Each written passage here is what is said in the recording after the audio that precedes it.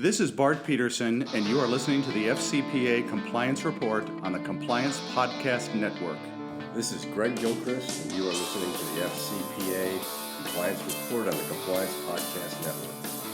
This is Dan DeMarco, and you are listening to the FCPA Compliance Report on the Compliance Podcast Network. In this episode of the FCPA Compliance Report, I have back Brian Silliman. Brian is a partner at Hughes Hubbard and heads the firm's Harris office. We take up a couple of articles that Brian has recently authored. In this episode, I have back with me Erica Salmon Byrne. She is the EVP at Ethisphere. We talk about the Ethisphere 2021 World's Most Ethical Company designations, and we take a deep dive into 3 papers based upon the data from this survey, leading practices in remotely managing global programs, third-party risk management, and training and communications. It's a great episode with lots of information packed into it. I'm going to link to all of these reports in the show notes, so be sure and check them out. Also listen at the end for a discount to the 2021 Global Ethics Summit, which we put on by Ethisphere. The FCPA Compliance Report is a production of the Compliance Podcast Network. Hello, everyone. This is Tom Fox back for another episode, and today I have with me Erica Salmon Byrne. She is with Ethisphere, and we're here to talk about the annual Ethisphere World's Most Ethical Company Awards this year for 2021. Erica, first of all, welcome back. Thank you so much, Tom. It's always a pleasure chatting with you about my favorite topic. Could you remind our audience your role with Ethisphere? Absolutely. So I serve as the EVP of the Data and Services business here at Ethisphere. That means I'm responsible for the team that does all of our data-driven insights work. I also serve as the chair of our Business Ethics Leadership Alliance, which is, of course, the group that will largely be gathering in a couple of weeks virtually for our Global Ethics Summit. If we could just jump right into the report with the numbers, and I always love the ethical premium. What did you guys do this year? So this year's class of World's Most Ethical Companies, we had 135 companies on the list. Those companies represented 47 industries, and this year 22 countries. Last year we were 21, this year we're 22. And really kind of all over the map in terms of size of organization, scope of revenue, et cetera, et cetera.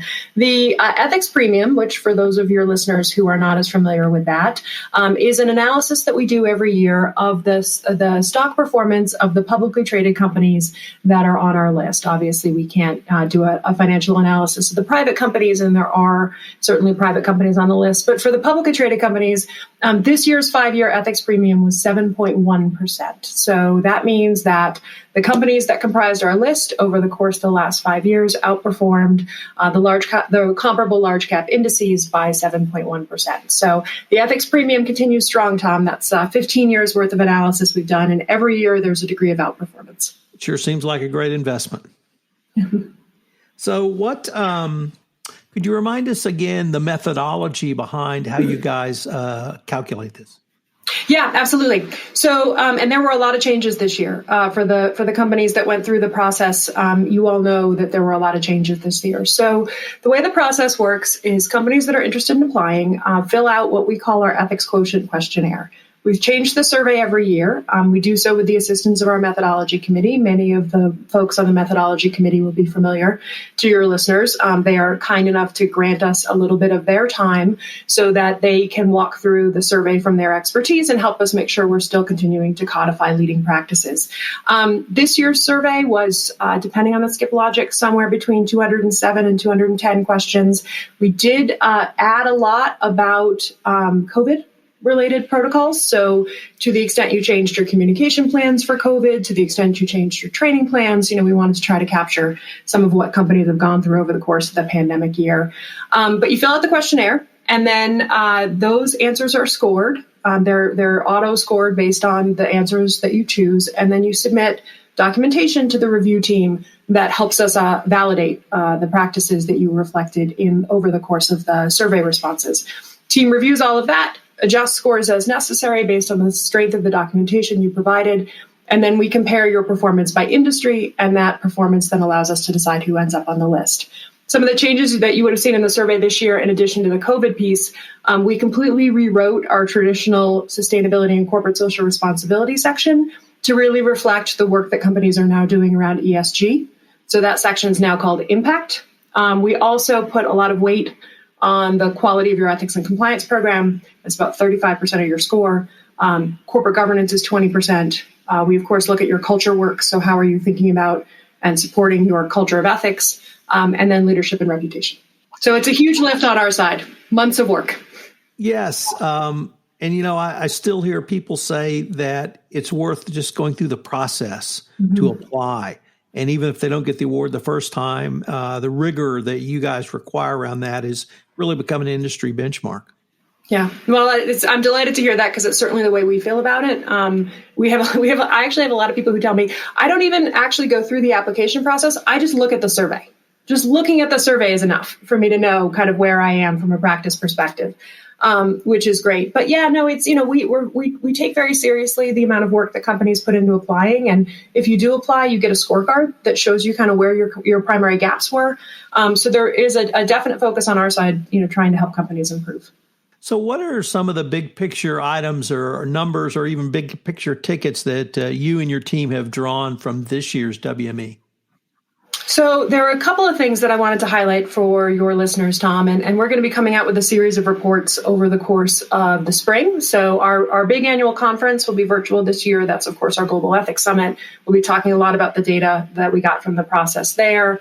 And then over the course of the spring, we'll be, as we historically do, issuing a series of reports, sharing some of the insights that we get from the process. But I wanted to highlight three things for your listeners today. One is we added a new question this year to the survey around the practices that an organization goes through to onboard a new director and which of the control functions would a new director meet with as part of that process. We gave, the traditional answer options: legal, finance, HR, and of course, ethics and compliance, internal audit, et cetera. And ethics and the companies who responded indicated that 84% of them said that their new directors would meet with the ethics and compliance team. And I think that is a really strong number. I'd like to see it in the 90s, quite honestly. For some companies, they haven't onboarded a new director, so it hasn't been an issue for them. But as companies continue to think about their director makeup, as companies are continuing to push on the diversity on their board, as companies are continuing to bring new directors on, really thinking seriously about which of the control functions are strategically important for a director to meet with is something we're strongly encouraging companies to do. And that 84% was really encouraging to me, especially since it's a brand new question. We also asked a series of questions about liaison programs. I think, as we think about the COVID experience and some of the things that we're going to take away from the COVID experience, one of them is you can't be in all places at all times, right? I think a lot of compliance teams felt the limitations of their staffing pretty strongly. And so we have seen companies increasingly be interested in establishing effective liaison programs. What does it take to have an effective liaison program? Who should be in my liaison program? And so we asked a series of questions about that, and we'll be talking a lot about that over the course of the spring. It's a way, essentially, of co-opting other functions to be your voice and your messenger in a very effective way. And also, one of the things we saw a couple companies doing from a practical perspective is using the liaison program as a way of identifying or celebrating high potential lower level employees. So if you have someone who is already sort of seen as a rising star in the company, get that person in your liaison program, right? As fast as possible. Because if you have that person in your liaison program, then you're essentially getting them incorporated into or included in what you're trying to accomplish as part of the business. And it's as they continue to move their way up, they become a very effective ambassador for the ethics and compliance team. So you said three. I wrote down the onboarding, the liaison program. What's number three?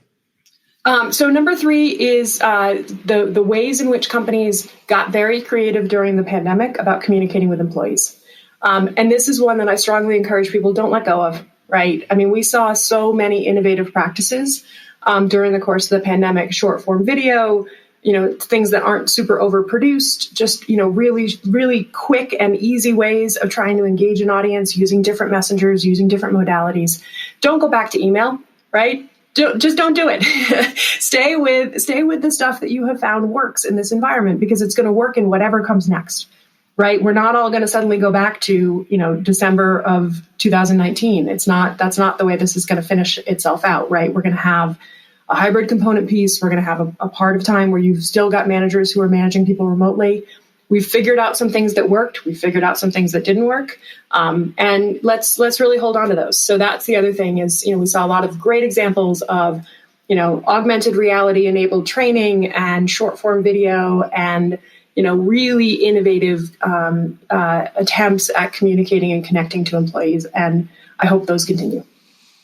Erica, as valuable as the report is and the information is, it's only just really a small part of the information Ethisphere puts out around the WME.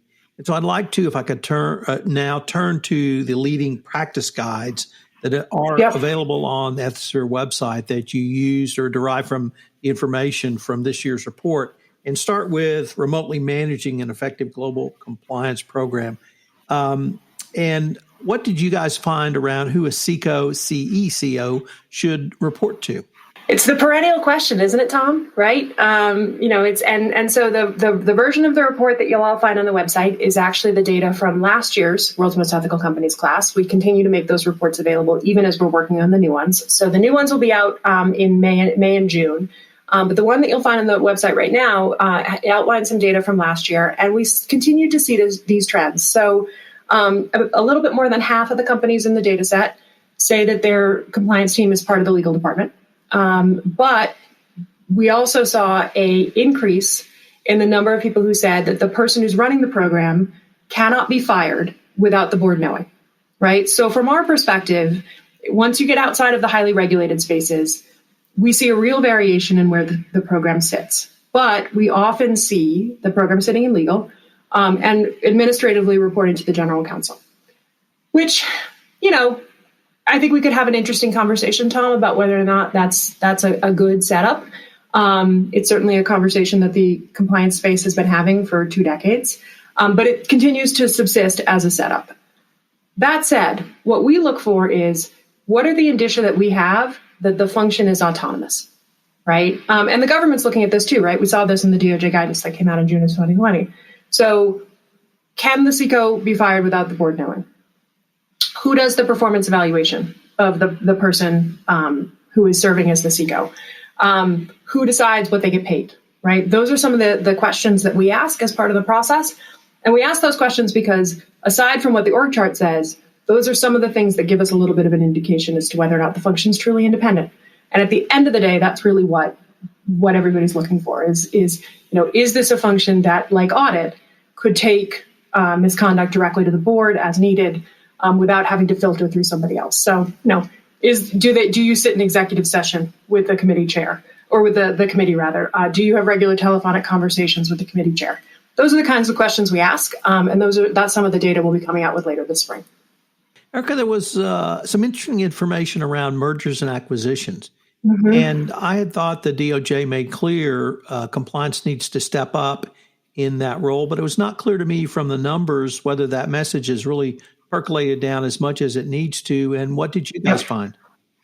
Yeah, no, it still needs to percolate further, Tom, without question. We saw some practices, and so in 2020, we saw that a lot of compliance programs were involved in mergers and acquisitions related conversations. We saw that trend continue. It's a couple percentage points higher this year than it was last year. But at the same time, it's still not where it needs to be, right? If you are a company that is engaging in M&A activity and you are not looking at whether or not you are buying a problem from a compliance and ethics perspective, then you're really not discharging your responsibilities as far as we're concerned or as far as the government's concerned. The DOJ guidance, the June 2020 guidance made it very clear that compliance needs to have a role. Now, the challenge is, right, what does that mean? Does that mean that you need a compliance person on the diligence team? Does that mean that you need a compliance checklist as part of the diligence process? Does that just mean that you've got a compliance person who's looking at what's in the data room? Every company's got to figure that out for themselves, depending on their risk profile and how much M&A they're doing. But I will tell you that the best companies that we look at have a member of the compliance and ethics team on the diligence team process. We actually wrote a playbook on this in the Baylor Community because we got so many questions about how to do M&A effectively. We went out to Baylor members that do a lot of it and do it well. And we wrote a playbook of here's what you think about pre-acquisition, here's what you think about post-acquisition. And we looked at things like, what do your checklists look like? Who's involved in the diligence team? What does your post-integration plan consist of? Because, if you are a compliance officer and the first you learn about a new acquisition is the day the announcement goes out that it's closed, then you've got a lot of work to do. You spoke about employee liaisons a little bit earlier, but I wanted to ask in this specific report of leading practices, what did you see around best practices for how an employee liaison is used, particularly outside the United States? Yep. It's a good question, Tom, and it's especially a good question as people, kind of think about how they're structuring those programs. So one of the things that we saw is the onboarding, the selection and onboarding process, right? So you want to have a job description. What does a liaison do? Equally importantly, what does a liaison not do, right? So these are not people you're asking to do investigations. These are people who are serving as sort of ambassadors and not ombuds, but ambassadors for the program. So making sure you have a job description of what's involved in being a liaison. Second piece of it is really making sure that you understand how to communicate effectively with your liaisons. Do they know each other, as an example, right? Do you have a Teams site or SharePoint or whatever your, sort of collaboration software of choice is? Do you have a place they can all go to get the materials that they need? How are you making sure they're doing their job, right? What does follow-up look like? How often are you checking in with them? What's a rotation schedule? You don't want necessarily somebody to be an ambassador forever. You are asking them to do this as part of their job description, kind of on top of their day job. So you want to think about rotation. You want to think about succession. What's your next class of ambassadors going to look like? And then you want to really think about how am I incentivizing participation in the program? Is it part of their performance evaluation? Is it something their manager gives them credit for? Is it part of becoming a high potential, or it's sort of a process of high development, high potential employee development? Those are some of the key things that you want to look at when you think about the design of your liaison program to really make sure that you're doing something that is meaningful, that the ambassadors would say is meaningful, and that is having the kind of impact that you want it to have. What does this year's report show around best practices in the area of incentives in a compliance program? Yeah, it's a good question because I think people have really been trying to figure this one out for a while. So there are a couple of trends that we saw. One is increasingly managers are being asked to make sure that their employees discharge all of their compliance responsibilities, right? So whether that's timely disclosure of conflicts of interest, timely processing of pre-approvals, less, I was going to say on gifts and entertainment, but none of us are entertaining or gifting. So, a little bit less of an issue this past year. But, certainly for sure on your pre-approval and then training, right? So increasingly seeing that managers are being asked to be responsible for their employees completing their training obligations on time, as opposed to the compliance and ethics team incessantly chasing people with increasingly nasty emails, right? Which has, been the way that a lot of these things have worked in the past. So thinking really long and hard about that aspect of it and what does a manager's set of responsibilities look like? We're seeing a lot of thank you programs. So, if you have an employee program where that allows employees to thank each other, making the ethics piece of it part of that. So, a manager having the opportunity to thank an employee for handling a particularly challenging client who was asking for a kickback, and disclosing it properly, making it possible to publicly celebrate the people who are making the right choices. So, if I had to pick a theme, Tom, I would say that's the place we've seen a lot of companies focusing is let's find the people who are making the right choices. Let's find the people who are doing the right things, and let's figure out how to celebrate them effectively. I have only in a handful of cases seen what I will consider to be really effective metrics on a performance evaluation around ethical behavior, right? Most of what I have seen is incredibly subjective. And most managers, when you talk to them, say, of course, all my people are good people. So I'm going to rank them a 5 or whatever the highest number is on, doing the right thing category. You have to give managers really, really specific guidance about what doing the right thing looks like if you want to try to incorporate that in the performance evaluation process. And it's a big challenge, without question. We haven't really figured that piece of it out yet. So looking at metrics, looking at measurable things, Speed to completion of training is one metric that I've seen companies using.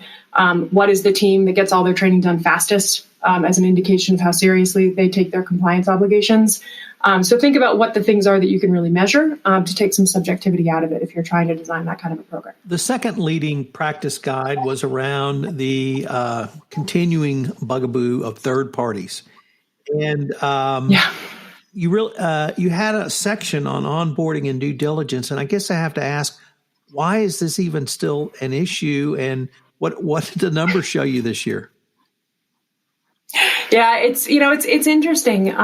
We've been talking a lot about this internally in terms of why this is still an issue, and I think a big part of it, honestly, Tom, is the crusade that I'm going to be on this year and the rest of my career, which is breaking down the silos. Right. The burden on third parties is tremendous. And it's largely because no one is consolidating and coordinating their diligence processes. Right. So really, a third party ought to, if you're a company that deals with a lot of third parties, you should know what is finance asking? What is the sustainability and ESG team asking? Who's asking questions about modern slavery?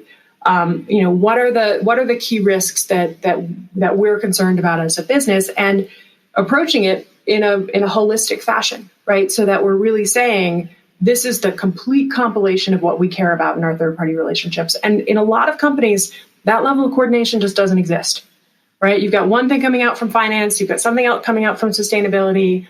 If anybody's asking about, the environmental piece, that's coming from a different part of the business. So how do you really get all of these pieces together and figure out who has to answer what, right? So starting with risks and all of those kinds of things. And I think that's part of it, right? And I also think part of it is that, so many people are just so scared to have missed something that they want all their questions in. And so that's I think part of the reason why this continues to be a challenge. And from a supplier perspective, if you're answering 50 of these a quarter, that's a tremendous work lift, right? In terms of the amount of work you're asking suppliers to put into these issues. So it's a pain point from both sides. It's a pain point on the buyer side, and it's a pain point on the supplier side. I have always advocated that after you do your due diligence and other steps, get a contract signed, that's when the real work starts. Because you have to manage that relationship going forward. What did you guys see in terms of managing the relationship after the contract signed, and maybe some best practices around engagement with third parties? Yeah. So, from an engagement with third parties perspective, we were really heartened to see the number of companies that are very focused on how do I take some of what I've learned to do well to build capacity in the value chain. Right. So we saw a lot of companies who are taking their training to some of their key third parties. If they're delivering training to their employees in the region, they're inviting some of their key third party contacts to be a part of that training process. Lots of companies who are making some of their reporting functionality available to their third parties. Lots of companies who are, and this isn't, of course, all third parties, right? You have to determine sort of your risk profile and who matters to you. But, really thinking about how do I increase the ability of the third party I'm working with to follow the contract terms they've agreed to, right? Because we all know the contract terms are one thing, but the reputational damage is done by the time you're trying to get after your indemnification provisions. So if you have to go down that road, you've already sustained a fair amount of damage. And so the better thing is, how do I make sure that these third parties are actually capable of doing what I've asked them to do in the first place? And that's something that we've been spending a lot of time, looking at from a practices perspective. And I'm heartened by the number of companies that are regularly incorporating that into their process. From a frequency perspective, we see a lot of companies who are redoing elements of due diligence on contract renewal, which is great. So, you don't wind up entering into an agreement with somebody and then 15 years later you look up and they're on their fifth owner, and their fifth owner happens to be the prince of, fill in the blank risky country, right? So really, thinking about redoing that diligence and making sure you're staying on top of the risks and doing it on contract renewal. A lot of companies working very closely with the business owner of the relationship to make sure that they understand the risks that the relationship might potentially be causing to the company and can be an issue spotter for the compliance and ethics team. Those are some of the practices we saw that really heartened me in this area. What about in the area of auditing and, more importantly, monitoring of third parties? So auditing has not advanced tremendously, particularly not in 2020. Not surprisingly, it's, because none of us were doing on-the-ground audits in most countries. So auditing stayed pretty flat. Monitoring, however, has come a long way, particularly with some of the technology that's now available. So, thinking about how do I keep my how do I keep a remote eye on the activities with third parties? So maybe you're transaction monitoring, maybe you're looking at reseller contract levels. We've worked with a couple of companies who are using contract volume monitoring to keep an eye on some of their resellers and distributors in foreign countries. So the technology is starting to enable some very exciting advancements on the monitoring side. And for those companies who do a lot of work with third parties who are not thinking about things like round dollar red flags, right? So if somebody's submitting a contract that is fully in round dollar, that gets that gets flagged for a second level of review.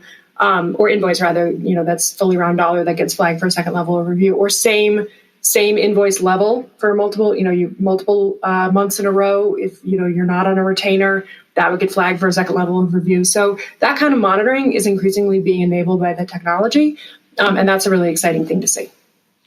The third of the trilogy of leading practice guides is around training and communications. Yep. And you gave us some thoughts a little bit earlier on the types of communications you should use and, more importantly, not use. But I was wondering if you might be able to relate about building out an entire effective compliance training program and what the numbers showed you that some of the top companies are doing. Yep. It was certainly an area that companies spent a lot of time thinking about this past year because, all of a sudden we found ourselves in a very different set of circumstances in terms of where employees were. And we saw some great stuff out of companies. And I think the most exciting thing to me that we saw is a real focus on what the academic research tells us about how people learn. And so, instead of what I have historically called trainer at the center training, right? So what, as the compliance officer, what are the things that I need people to understand? Instead saying, okay, employee at the center training.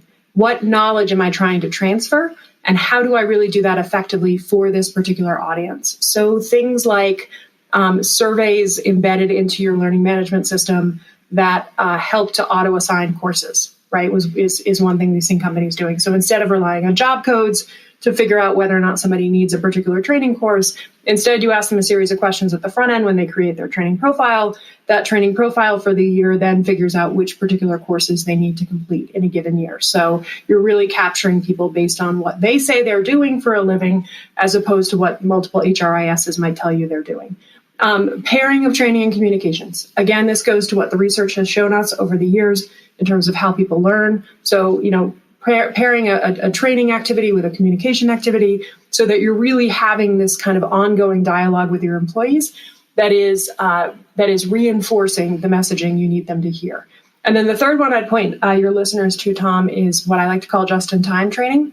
So thinking about systematic triggers that happen in other parts of the business that would indicate that somebody needs a reminder on a particular topic. So, the easiest example of this used to be the travel system. If you used a corporate travel system to book travel, you would get your immunization reminders, you would get your reminder to take a clean laptop, and you would get your 15-minute gifts and entertainment when you're in India reminder, training course. So that, again, that is sort of delivering information to the employee in the moment that they need it, as opposed to assuming that somebody's going to remember something they heard in a 57-page PowerPoint presentation 6 months ago. Originally, I had asked you, written down a question to ask you about manager/gatekeeper training, but the more I thought about it, those may be actually different types of training. And so I wanted to pose it whichever way you thought was correct, but I'd really like you to focus on managers and gatekeepers. Yeah.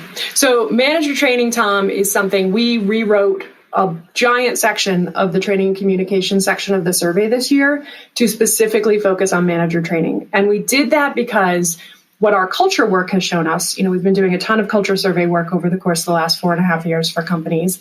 And what our culture work has shown us is the manager is the fulcrum around which everything else swings. If your manager is a good ethical leader and is keeping an open door and you're comfortable going to them with questions, you are 2 times more likely to speak up. You are 6 times more likely to take an issue to your manager, right? There's all kinds of data showing that the manager is central to the functioning of the culture inside an organization. And yet we as companies have historically done such a bad job preparing managers to manage, right? You know, most people who get promoted to be a manager get promoted because they were good at the last job they were doing, right? They did not get promoted because they knew how to manage people.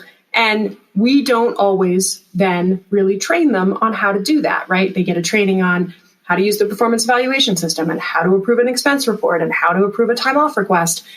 But how to keep an open door, right? How to accept information that may not be positive with an attitude of gratitude and then take action on it.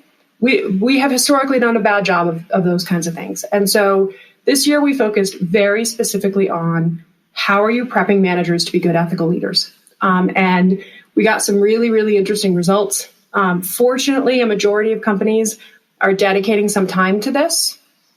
Many of them are still embedding it in mandatory sexual harassment training. And the challenge with doing that is the context, right? If you are training a manager on how to hear an employee complaint in the context of harassment training, then they're going to hear that information in the context of harassment. And then if I come to you, Tom, as my manager, not with a harassment issue, but because I'd like to hire my cousin, right? You're not automatically going to port those skills over so that, you know, you're using them in that context as opposed to in the harassment context. Also, quite frankly, some of the mandatory sexual harassment training is the kind of thing that people don't really want to take.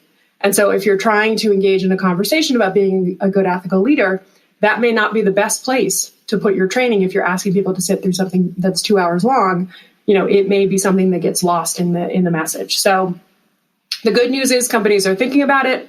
The bad news is not everybody's putting it in the place where it's going to be best received. But I anticipate that this will be an area companies continue to focus on. One of the single biggest questions or largest number of questions I get around compliance programs is how do you measure the effectiveness of training?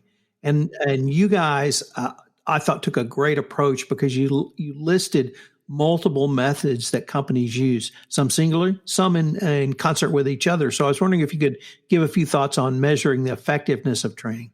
Yeah. And what I like best, Tom, that companies are doing right now is taking advantage of some of the technological capabilities that exist that didn't exist 4 or 5 years ago to really be layering multiple data points and dashboarding, right? So you might say, all right, I'm going to take, there's obviously the completion of the training, but I'm going to take policy click metrics. I'm going to layer those with questions that come into managers or questions that come, you know, if you've got an ask compliance email address, if you've got an employee functionality that allows employees to surface questions, I'm going to ask questions in that context. I'm going to layer in, some other data that I'm getting from other parts of the system, like timeliness of expense report completion, or, you know, whatever data is available to you out there, layering those things on top of each other to be able to say, okay, in this particular part of the business, this is a group of employees who are just not getting it, right?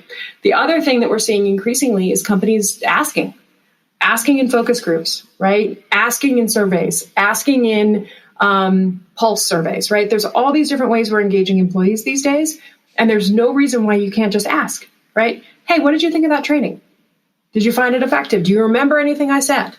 Those are, so at the end of the day, the point of training is to be transferring knowledge to the employee. And so whatever metrics you can get at that give you a sense of whether or not the employees are engaged with the material and retaining it, those are the ways you're going to be able to tell whether any of it's working.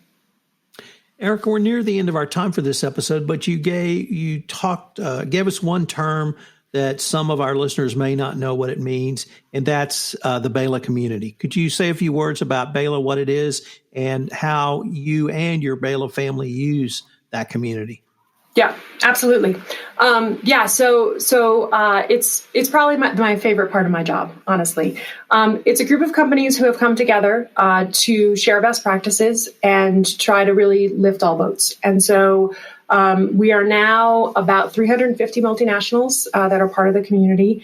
We are all over the globe. We've got a South Asia chapter. We've got an Asia Pac chapter. We're holding events in continental Europe. We've got events going on in the UK, all virtual, of course. But really, it's the idea is that this is a group of compliance officers who have come together because there is no competition in compliance. And we do research for the community. So that M&A playbook that I mentioned that we did is just one example of the ways in which we support the work of the community. And then probably the number one thing that our community members value the most is the opportunity to benchmark. So we benchmark using our data set, we benchmark against each other, we benchmark doing independent research projects. So, Tom, we didn't touch on investigations, but obviously during the course of 2020, we spent a lot of time talking to companies about how they're doing effective remote investigations, how they're really empowering people in country to do investigations, who those folks might be, how they're tracking, and what they're seeing in terms of trends and investigation reporting numbers going down. So all of those pieces are ways in which we support the work of the kinds of companies that are really looking to elevate the effectiveness of their programs. Okay, if anyone wanted any more information on any of the reports we've talked about or the 2021 WME and the upcoming conference, where could they go? So for the upcoming conference, you can look online for the Global Ethics Summit 2021. Anybody listening who is interested in registering for the conference that is coming in because of the fact that you follow Tom, you can use TomFox15 as a discount code for the GES. We are going to have over 60 hours of content. It's going to be the 13th, 14th, and 15th of April. It's all virtual, of course, as everything is right now. Everything will be on demand and available for play after the fact. So if you miss something, you can always come back.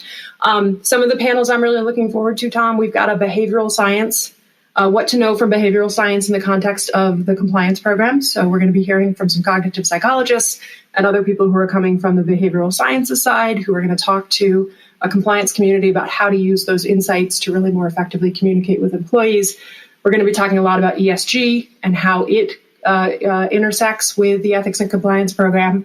The number one leading topic right now in our little March Madness style head-to-header is measuring ethical culture. So we're going to be talking a lot about culture and how you measure it and then what you do with it once you have your metrics. So definitely check out the GES. We're all super excited about it, as you can probably tell. For World's Most Ethical Companies, you can go to worldsmostethicalcompanies.com. That will have the reports. It'll have the insights on this year's WME class. And then, of course, next year's process opens in August.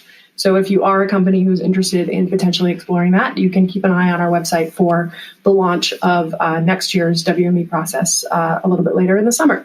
I'm on Twitter and LinkedIn at Salmon Byrne if anybody wants to follow what we're up to. But it's a really exciting time to be in the space, Tom. There's so much intersection that's happening right now, whether you look at what communications is telling us about how to effectively engage employees, or what the technology is enabling us to do in terms of finding the folks who need help. You and I have both been in this space for a long time, and I would say it's the best time to be a compliance officer from my perspective. The only thing I would say is that every time we visit, it's the best time. And that's why this is such a great profession. Absolutely. Erica, I can't thank you enough for coming on. This is a great report. It's of huge help to the entire community, and I'm looking forward to the GES this year. Great. Thank you, Tom. My pleasure. Hello, everyone. This is Tom Fox again. I'd like to thank you for listening to this episode of the FCPA Compliance Report. As Erica noted, listeners to this podcast can get a discount to Ethispheres 2021 Global Ethics Summit. Enter the code TOMFOX15 for a 15% discount. Also, go to the Ethisphere site and check out the 2021 World's Most Ethical Companies Awards and the reports that we talked about during this podcast. I'm going to link to all of those in the show notes. Thanks again for listening, and I hope you'll join me again next week on the FCPA Compliance Report. The FCPA Compliance Report is a production of the Compliance Podcast Network and a proud member of C-Suite Radio.